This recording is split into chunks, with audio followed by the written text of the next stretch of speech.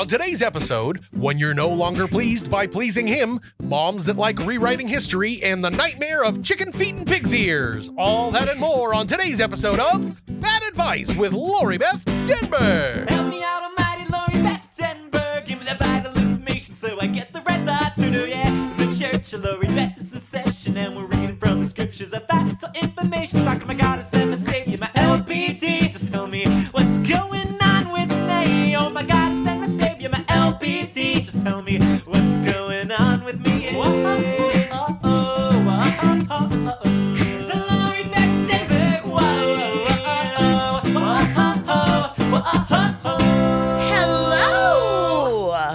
Hello. My name is Lori Beth Denberg, and thank you for listening to the Bad Advice podcast. With me, as always, is Clark Crozer. Hello. Hello, Clark. Hello. Now, normally, dear listeners, there is this big monitor on Clark's desk. He has a computer and a monitor, and then there's another big monitor for me to look at and enjoy things on. I'll put up the questions so that you could read along while I'm reading them sometimes. When he finally shows them to me, then it's like I can reference back and remember your names when you leave questions. It is not here today. And when I heard why, I thought you deserved the story. Last week. You, the audience, deserve You, the story. audience. Clark already knows it. I don't have to hear it. Dottie, I lived it. Last week, as you know, if you listened, which I'm hoping you did, I was losing my shit. I talked about it. I'd hit a wall with COVID and all this stuff. So part of that was me, and he'll tell you about it, but like calling Clark and being like, I'm freaking out. Can I come pet your dogs on the couch, please? And so I did. And apparently I transferred my crazy to Clark because the rest, even before that, I found out, but especially the rest of that day did not go well for him. So he is going to tell you the story of why I don't have a monitor to look at. So, this was exactly last week, the day that we recorded, because like you said, you came over a little early, but my day started, I woke up with a phone call, which is always the best way to wake up. And my 90-year-old grandmother, who we've talked about before, had fallen just in her bedroom, and not hard. But she's that 90-year-old who can't get up on her own anymore. She really nannied things up on us. Yeah. So I had to kind of like wake myself up really quick and then check to make sure nobody else was going over there. And then I went over to help her get up.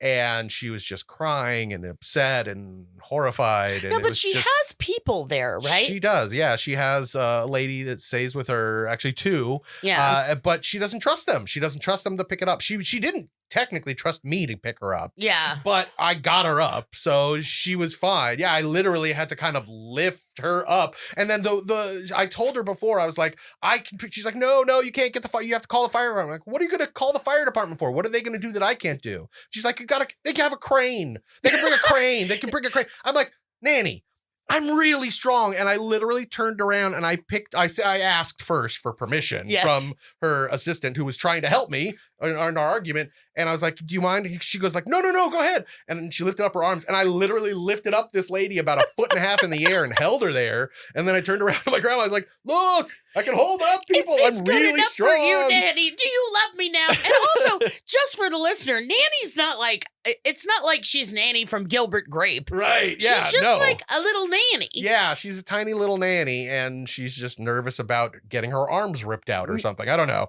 So we got that. I finished that, but she was just in a really crazed mood. Yeah. So I finished that. I dropped my son off at my parents because he stays over there while we record our show. Yeah. And then I don't like children.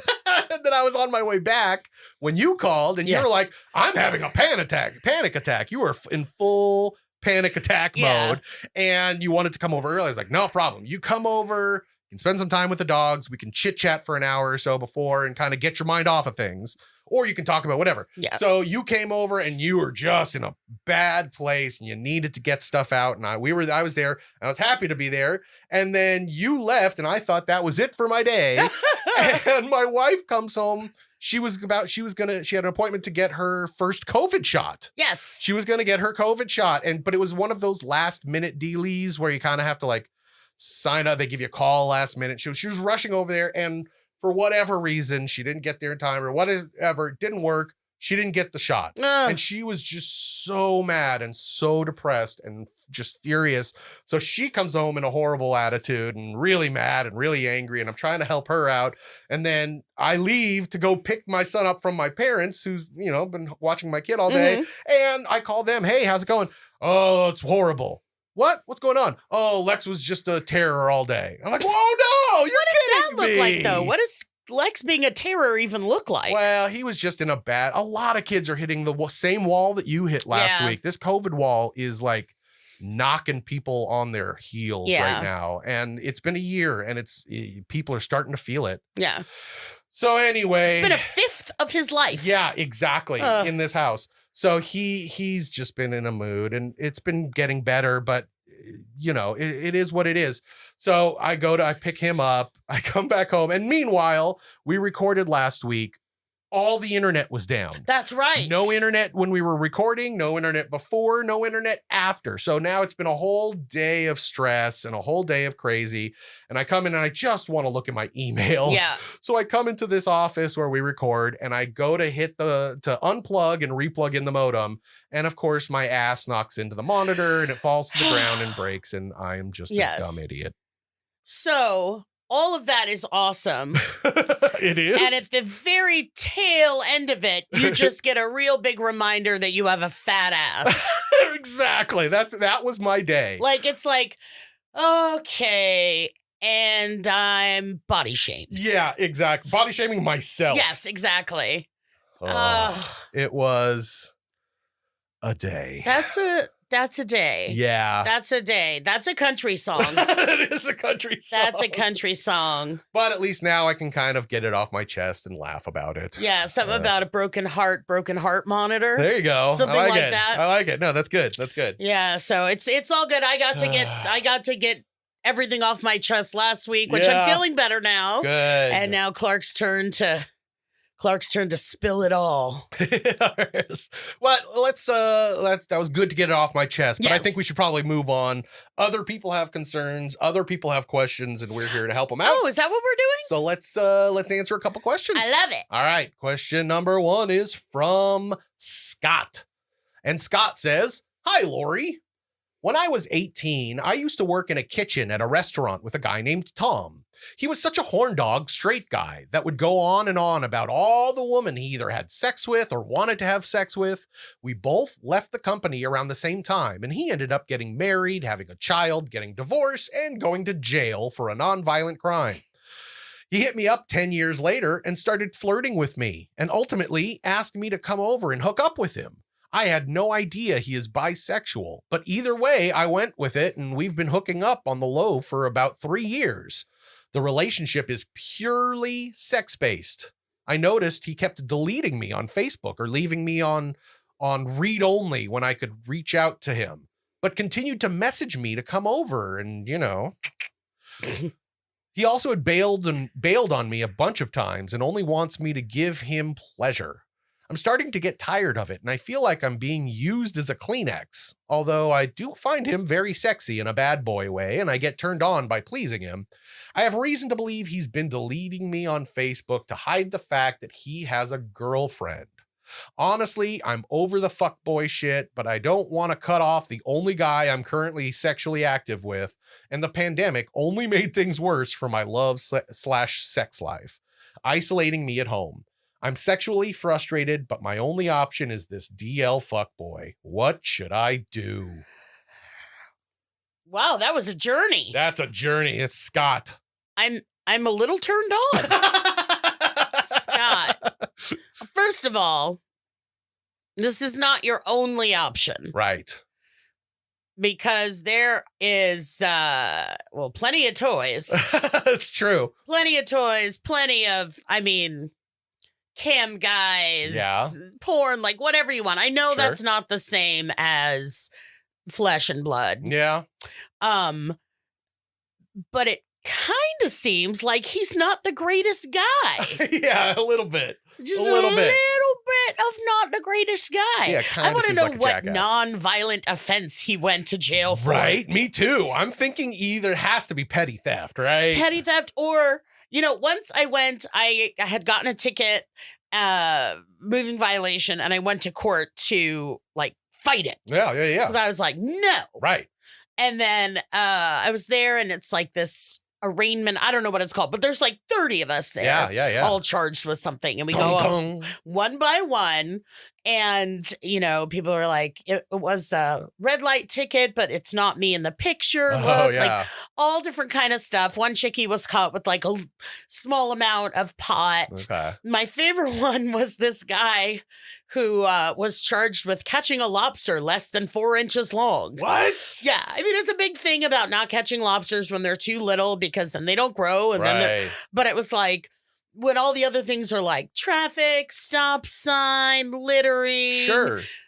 You're charged with catching a lobster less than 4 inches long. That caught my attention. But how does somebody get caught doing that? This was my question as well. So maybe, and years later, I was talking to a friend of mine who knows about fishing and said, oh, they might have checkpoints or they're watching. Yeah, that was my thing too. Like, stick it in your pocket. Yeah. Who gets caught like that? Exactly. So I'm gonna just fantasize that this guy's nonviolent offense was catching a lobster less than 4 inches long. Small lobster offense. Okay. Petty lobster, petty theft. Petty lobstery. Petty lobstery. Boom. So there also seems to be Scott, right? Yeah, Scott. Within this, a little bit of not like BDSM, but like you're there to give him pleasure and giving him pleasure turns you on. Right. That's a very kind of dom sub light genre. Sure. So there are definitely, definitely going to be other outlets for that. Yeah. But I like, despite the 100 bad decisions you've outlined that you've made leading up to you writing me this, that you certainly have considered COVID and safety and all that kind of stuff. Good for him. Which is like, I know that, you know the answer to this. You're definitely like, I know I don't want to do this anymore, but what am I going to do until, everyone got a shot in the arm, 2 shots in the arm. Yeah. So there is a reasonable, if you are a fuckboy, you are a reasonable fuckboy. Yes, exactly. So, good point. And there's nothing wrong with being a fuckboy No, if that's not at what all. you're into. Sure. But this guy just seems like super skeevy. Yeah. And though, if it's truly, truly just sexual, and there is that, like, I don't even mean to say dom sub, but that's kind of where it lands. Right. Their relationship. And part of it is like, oh, I'll see you when I see you. Oh, you can see me on Facebook or now you can't. Right. Oh, we had plans, but whatever. Right. That could be playing into it. It sounds like it is. Yeah. So true. It depends. Look, if you're just fucking over it, then giving him pleasure isn't going to get you off anyway. Yeah. If you're clouded by the other stuff of just going like, I know this isn't about love, but you're just kind of a scumbag. Right. Then if your mind's there already, you're already not in the vibe of what's good about it. Right. But I definitely understand, even if it's just like human contact especially during COVID. Exactly. So, Scott, you know what's up. Yeah. Deep in your gut and in your balls. Yep. What is up? If you can, Clark liked that. Deep in your ball. That's what we're going to crochet on a pillow now. Yeah, absolutely. Deep in your gut and deep in your balls. What's up? Texas saying. Yes. Deep in the balls of Texas. All right. Well, yeah. So Scott, if being with this guy is making you feel like shit, stop it. Yeah. Big time. And I hope that you have at least 3 good toys at home. If you don't, get on Amazon. Yeah. Exactly. Watch TV after 2:00. Yeah. You'll have plenty of infomercials to choose from, sex toys all over the place. Yes, and you'll find out what to do about your damaged vaginal mesh. Exactly. So hopefully that helps, Scott. And maybe you can let us know how it goes. Let's move on to our second question of the day. And our second question is from Queen Robert. Oh. And Queen Robert says, I never used to cook. I'm from NYC, so takeout was the norm. Now, because of the pandemic, I cook most of my meals, so I'm more conscious of what I'm eating. But I do love hitting the drive-thrus on occasion. What have your eating habits been in quarantine? What are your thoughts on stress eating?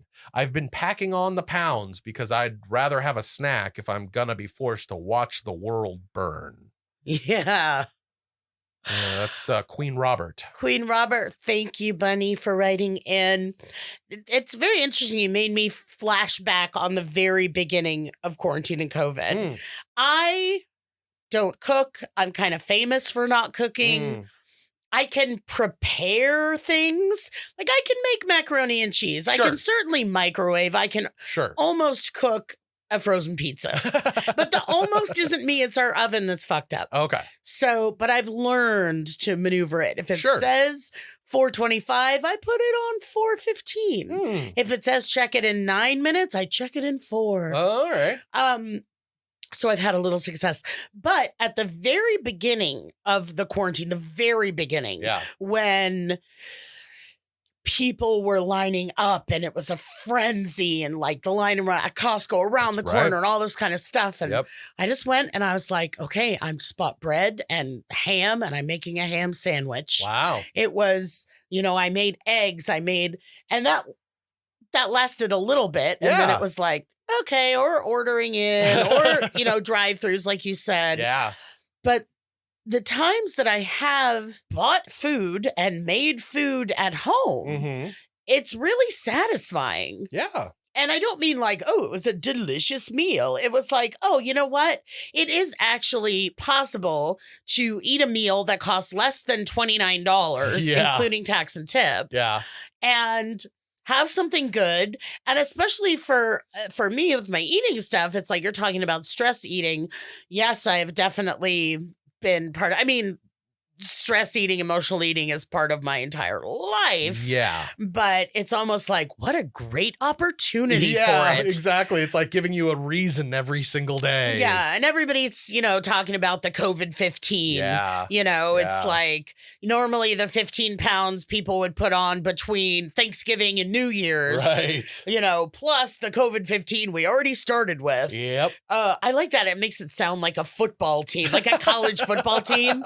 And here comes your champions, the COVID-15. So I do appreciate what you're saying that, I used to go out, take out all the time.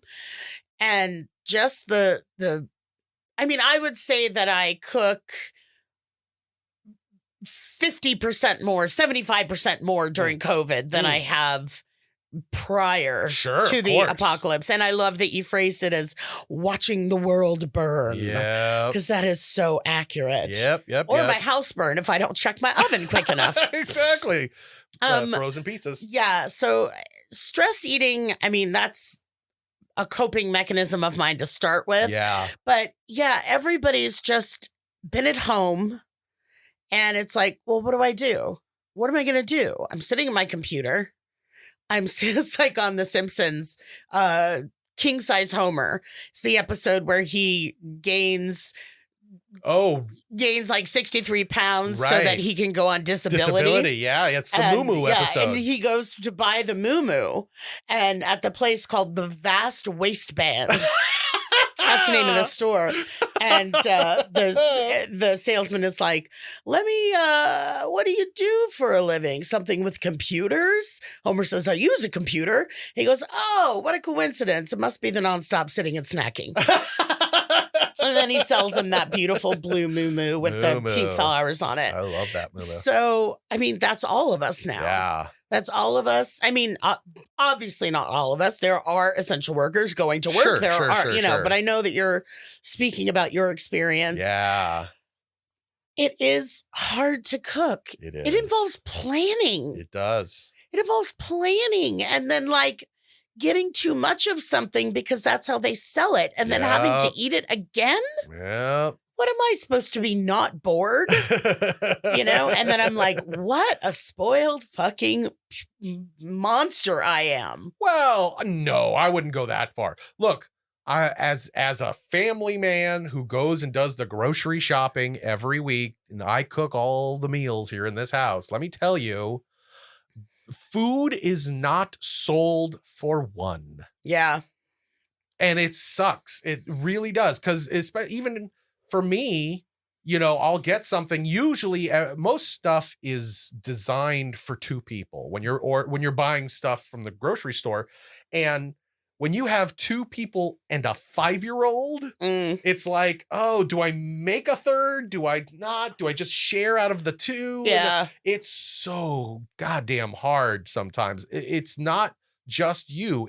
The system is broken where it's like you're saying, if you want chicken, you're great. You can go to the market, get yourself a package of chicken breast, come back, and then guess what? You now have one full chicken breast that you don't need. Yeah.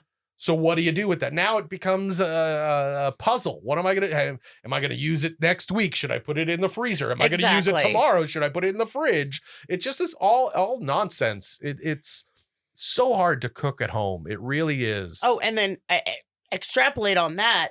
My dad is always trying to get me to buy food at Costco. Oh my God. And it's not food he's going to eat.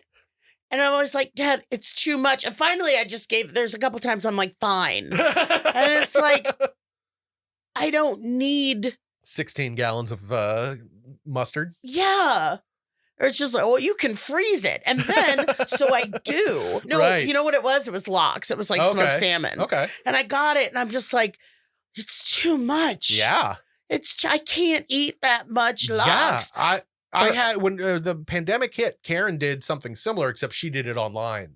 She went online and found all these big places that would send us frozen bulk food. Yeah. And we got all this food. We got all this frozen white bread. Oh, was that the stuff in the dry ice? Yes. And one of the things that came in there was chicken breasts. And it's like, all right, here is a bag with 15 chicken breasts in it. What am I supposed to do with this bag? You can't just pull out one because everything is frozen together. So now you have to at least thaw out this giant chunk of meat enough to pull off a couple of pieces. And then you're like, well, then isn't that bad to then refreeze? I don't know. It's nonsense. I get it. It's all nonsense. But then I get from my dad when he lures me into getting pressures me. What's the word that noise meant? Right. When he finally wears me down and I'm like, fine. And I have some, I freeze the rest. And then I get to hear for the next months, you got that thing in the freezer. Right. You got that chicken in the freezer. That's exactly and right. I'm like, oh, you wretched individual. So stress eating, it's stress eating and it's boredom eating. Yeah. So many of us, our lives change so dramatically. Yeah. Saying oh, I can't just walk down to 7-Eleven. I can't. Or it's like, I'm not going to. Mm-hmm. And I would buy, if I was going to get just, comfort binge food, whatever you want to call it. Right. From just, a normal person to a person with a problem with food. Is okay, I can't just go to the store any day I want. I can't be like, oh, I feel shitty. I want some fudge. I'll go to the store. It's like, no, I'm not going to where a bunch of people are on a whim. Yeah. And making things difficult for the people that are working there on a whim. So I would just stock up, so stress eating, the struggle is real. And you know what, honestly too, there's the boredom aspect of it is also a huge factor. And I feel like, a lot of us are hitting a wall right now with COVID, But for us especially, I know exactly what we're missing in this house. My wife, my son, and I. You know what we're missing? What? We're missing that pool. We love that pool, but it's not just a pool. It's being outside. The pandemic hit in March and it was horrible and it was scary and it was crazy and nobody knew what was going on. But by June, the pandemic was still there. We were all still supposed to be in our houses, but every day I would look out my window and it would be like the mall out there. There'd be so many people outside walking around, just, wanting to be out of their house. Yeah. And there's something about walking your dog or getting out of the house to take a walk or a jog or a run or something that kind of gets you moving and changes your attitude a little. And I think because it's been winter for so long, people have not only been quarantined, but they've been quarantined in their quarantine. That was super Game of Thrones. It's been winter for so long. So anyway, we went a lot off topic. No, I guess we didn't really go on topic. Good job cooking for yourself, Keep Queen going. Robert. Queen Robert. You remind me that I need to get more into doing that. Yeah, it's fun.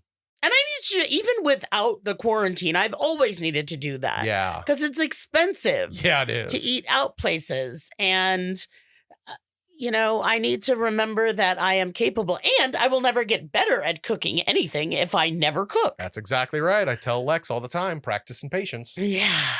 All right. Well, Queen Robert, hopefully that helps. Hopefully we can all start eating better and living better soon when the world stops burning. Yeah. Support for this podcast comes from CDW and APC. At CDW, we get that in business, the only certainty is uncertainty. I agree. Or do I? I do, I think. Well, an APC micro data center solution implemented by the experts at CDW provides certainty that your infrastructure will deliver the performance and support your business needs. So you're ready for anything. I'm somewhat, maybe reasonably confident. That sounds great. IT orchestration by CDW. People who get it. Find out more at cdw.com/APC. I will, probably. All right, let's go to one last question here. This is from Minnie. And Minnie asks, my rescue pup's gotcha day is March 4th. What is the appropriate way to celebrate? Can we give her a steak? Should it be raw or cooked? Do we invite other doggies? Do they get doggy bags to take home? Please help me plan this celebration. Okay, Minnie. First of all, your name is really cute. Yes. Secondly, I want to remind you, it's a dog. It's a dog. You can always give your doggy steak. Yeah. You can always give, it's funny, as far as raw food. I mean, plenty of dogs are on a raw food diet. You can give your dog raw food. Not like that's been left out. Right, of course. For too long. Not bad meat, just raw meat. Yeah, Bogey and Bacall, the best bulldogs in the Buddhaverse. Yes. They've both gone to Bulldog Heaven, pouring one out for Bogey and Bacall. But they used to get, they're English Bulldogs. Mm-hmm. Big, smush face, snorty things. Right. Just the loves of my life. Right. And they weren't mine. They belonged to friends of mine. Right. But they would get as treats raw chicken wings. But so that they didn't choke on them. I know. They wouldn't choke on them because we would hold the little part of the chicken wing with pliers. Oh my God. And you'd hold it really tight and you'd let them chew on like the drumstick part until you heard the crack. Wow. And then they'd get the drumstick part and they'd chew that up. And it's good for their teeth and stuff. And then you'd still hold it really tight with the pliers. And then you wait for them to crunch off the other parts. So they ate it in 3 things, but you had to let them tear it off. Wow, how Which horrific. for a bulldog, even just doing that much is like exercise. Yeah, absolutely. And it was, quite frankly, exercise for me to hold on to the friggin' pliers. I can't believe that there is somebody out there who has a special chicken pair of pliers. Well, it really... Or a pair of chicken pliers. Yes, it was just pliers. It wasn't as though it was sold at Petco. Oh, I'm sure that's true when she purchased the pliers. But once it's at her house, those are officially her chicken pliers. Yeah, I don't know that they were also like, what's wrong with the air conditioner? Yeah, exactly. She's not fixing a leak under the sink with that same pair of pliers. Yeah, so those were just kind of treats. and those dogs were on like a raw food. They would get it delivered. Nice. And so the chickie that delivered it, the woman would bring just like little treats, and once she brought pig's ears, which sure. For a long time, we might have even said this on the show. Oh. I didn't realize that pig's ears were pig's ears. Yeah, absolutely. Make it worse, she brought raw ones. Oh, no. So, yeah, it was just as though, like, someone had just, like, really fucked up Dumbo. Oh. So they took those. But another time, she brought chicken feet, which I know people eat, and it's a Chinese delicacy, but it's like, you can get chicken feet when you go out for dim sum. Yeah. But just something about them being strewn on the lawn was just the stuff of nightmares. That's weird. Yeah. Was she specifically looking for crazy things to feed these dogs? No, it's just, that's the efficiency of, using every part of the animal. Yeah, but she's not out there slaughtering animals. No, but maybe she gets, maybe she was. I don't know her whole life. I've only met her a couple times. All right, okay. During which she brought raw pig's ears and chicken feet. So I wasn't that interested in making best friends with her. I could tell why. But why did I get onto this? Oh, what to give your doggy? Yeah. Always give your doggy something nice. The dog doesn't know it's her birthday. His birthday. Does it say if it's a boy or girl? No, just a pup. Okay. Your dog doesn't know. Give her a steak. So it's a her. Your dog doesn't know she's a girl, let alone a dog. Yeah, that's true. And this is how I feel about, because I've been to dog parties. I've been, and a lot of, on a good day, it's about, getting together for a fun reason. Right, with your friends. But it's the same way I feel about like birthday parties for 1 or 2-year-old humans. Oh, yeah.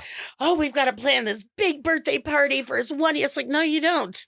He doesn't know. All it is a little distressing that all these people are staring at him. Right, exactly. Then you get into 2 or even 3 years old. Yeah. And they're still just like not aware of what anything means. And now they're like, why are there a bunch of other kids here playing with my toys? Yeah, exactly. So it's, eventually the kid knows, oh, it's my birthday. Right. I know what that means. And presents. And I was in mommy's tummy. Right. And the first 4 years are more about you than about the kid. Yeah, it's definitely about you. It's like, God, I made it through a year. Well, Jesus. It's also kind of my theory on Halloween with Lex. The first 4 Halloweens, I got to pick the costume because I was the one that was making his costume.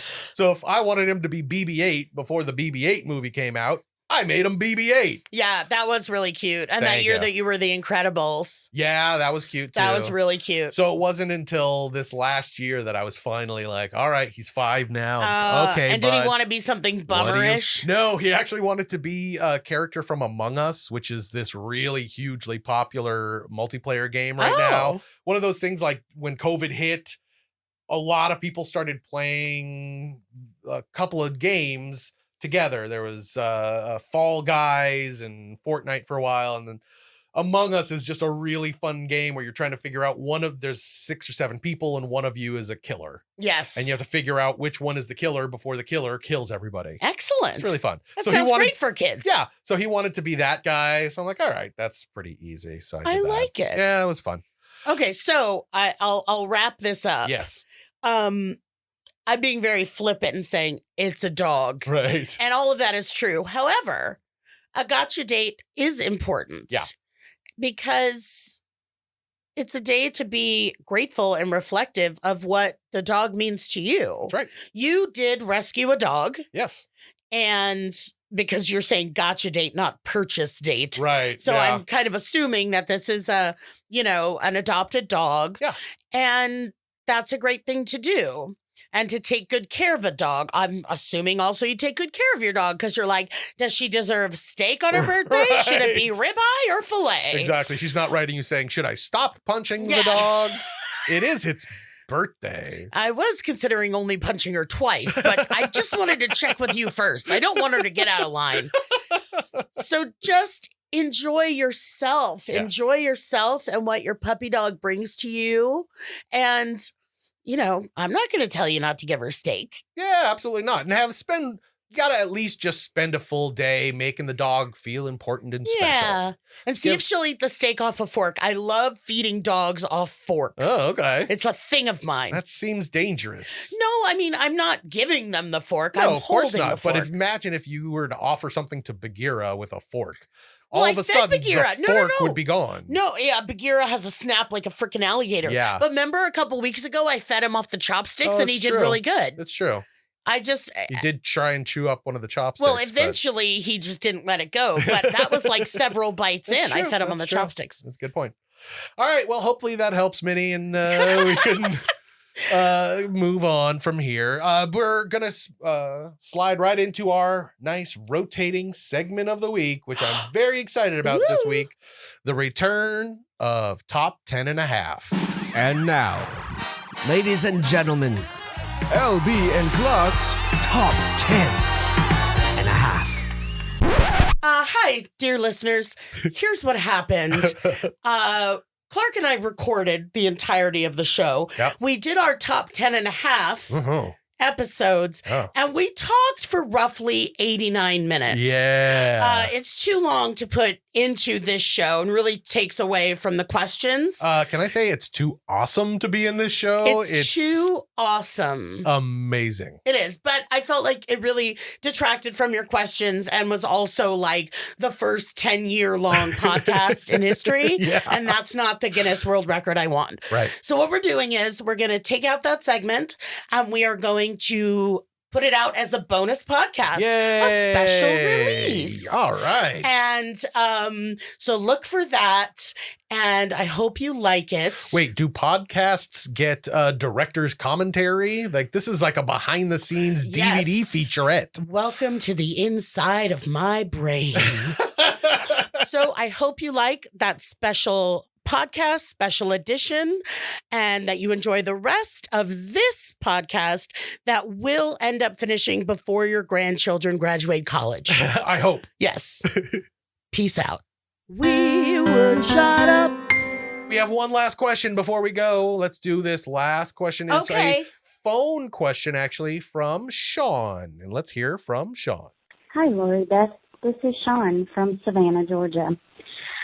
I'm having an issue with my mom. So 25 years ago, I gave birth to a beautiful little girl. I placed her up for adoption.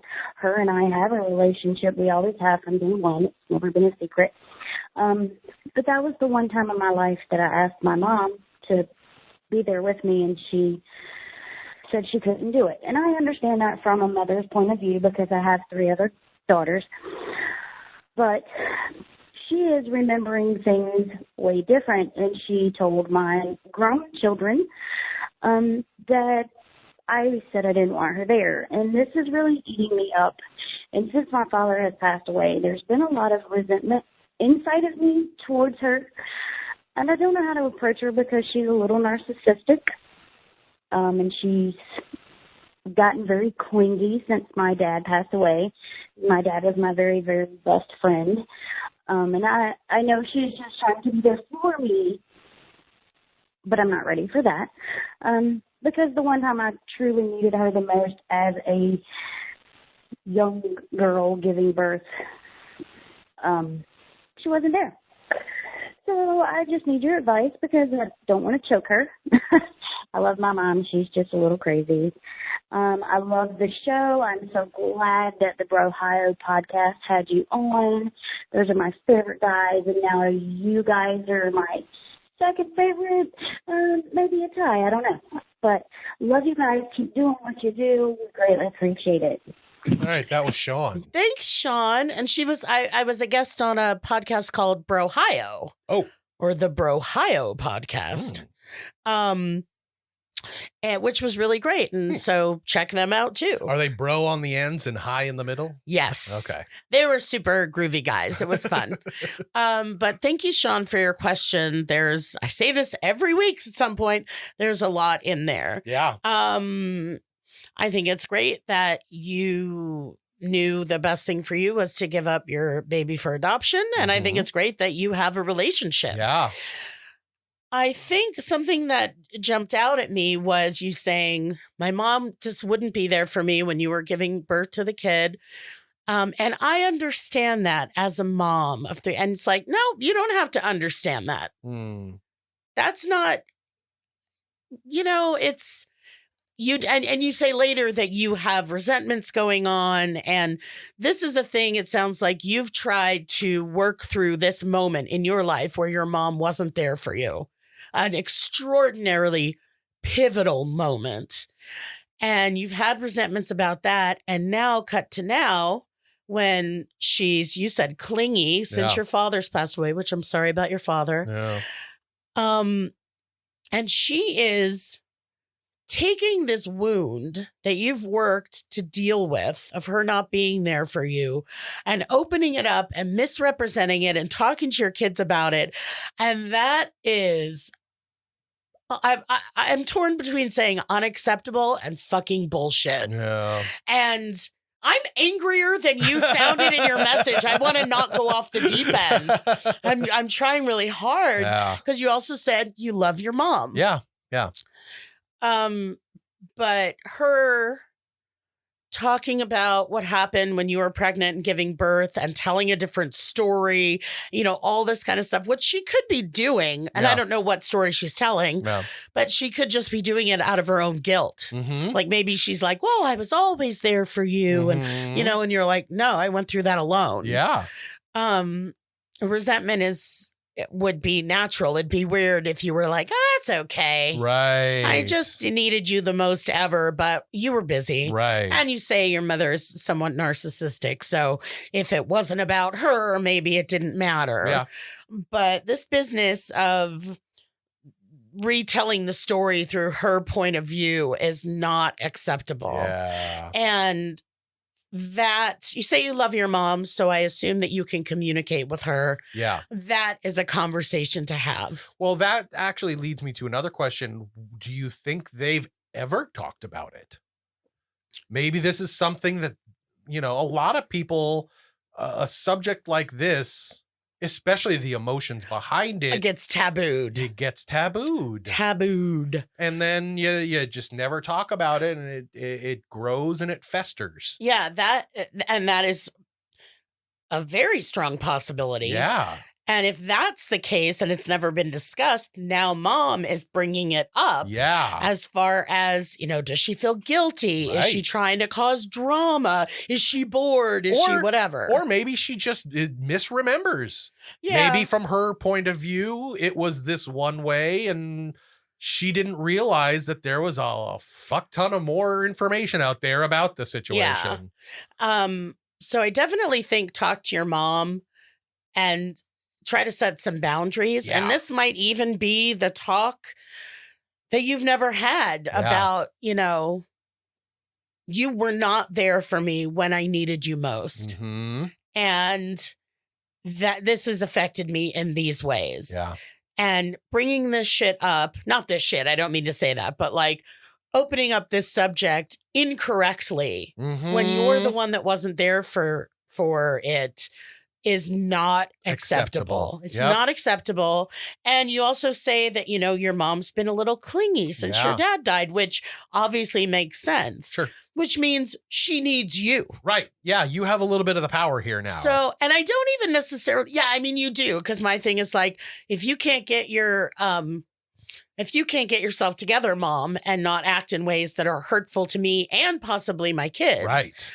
Then we don't need to see you as much. Right. And she's the one who needs the connection. Right. So that might be enough of a worry for her. And somewhere between a worry and a threat. Right. And it's also possible that your mother might not realize the story that she's telling is so horribly wrong. Yeah. And it doesn't need to immediately escalate into you're being horrible and you're telling lies. Yeah. It could just be Ma, we need to talk about what happened years ago because you're telling them the wrong story and you need to be corrected.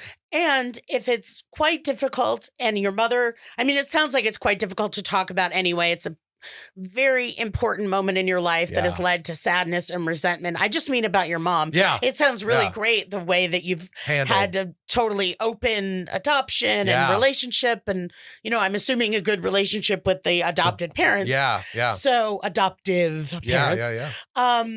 This might be one of those times where you write a letter to your mom and you really get to lay things out in a way that gets everything off your chest. Yeah. And you can revise it and you can say, do I want to start by saying, you weren't there for me when I really needed you, and here's how it has affected me. Mm-hmm. Now, when you're starting this stuff, talking to my kids and getting it wrong, I can't handle this. This is not happening anymore. Yep.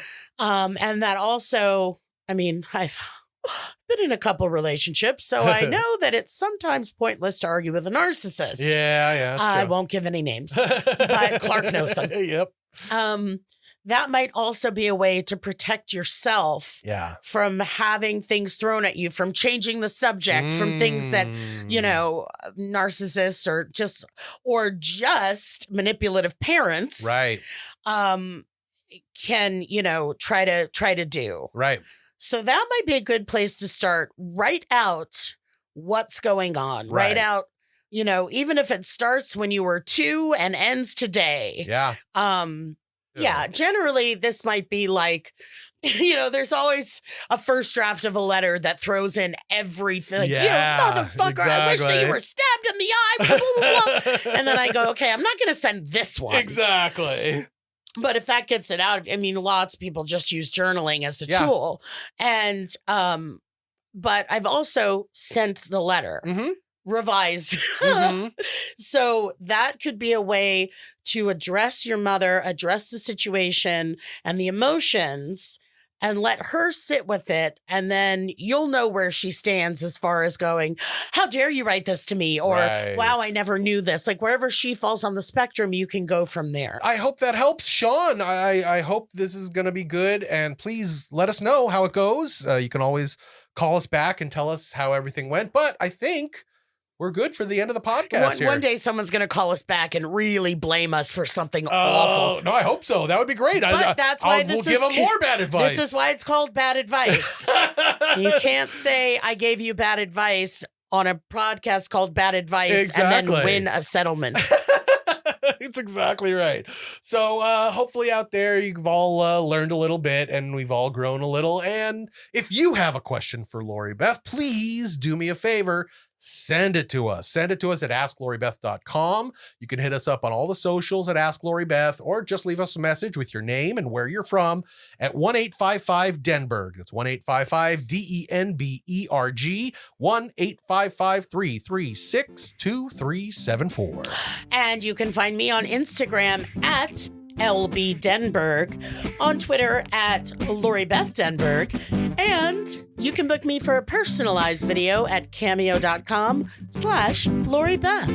All right. Well, I hope you guys all had fun, and we look forward to talking to you more a little later on. Good night. Bye, bubs. Bad Advice stars Lori Beth Denberg and Clark Crozer. The show is produced by me, Jeremy Balon, and part of the Seltzer Kings network. Our theme song is written and performed by Natty Ward. If you or someone you love is in need of some bad advice, you can submit your own question on our socials, all of which are Ask Lori Beth, or on our website at askloribeth.com, or for a nostalgic twist, you can call 1-855-DENBERG. That's right, 1-855-336-2374, and leave your question there. Thanks for listening.